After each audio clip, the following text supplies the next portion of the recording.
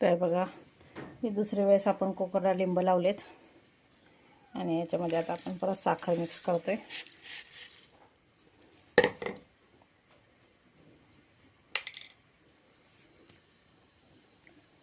याचं आता कुकरचं झाकण लावून द्यायचं, शिट्टी काढायची त्याची आणि कुकरचं झाकण लावून द्यायचं.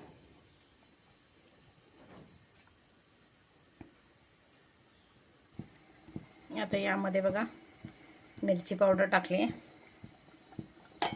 आणि चांगलं मिक्स करून घ्यायचं.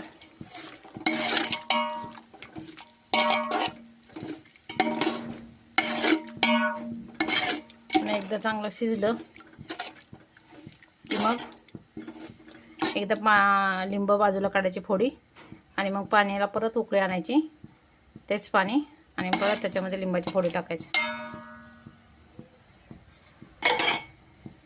त्याला चांगले शिजू द्यायचं. तर बघा 100 लिंबाचं लोणचं आपली एवढी बरणी भरून झाले आणि ह्या छोटासा बाउल एक झाला आहे. 100 किलोचं लोणचं आपलं तयार आहे. तयार गोड लोणचं आहे बघा लिंबाचं. तर कसं वाटतं नक्की सांगा.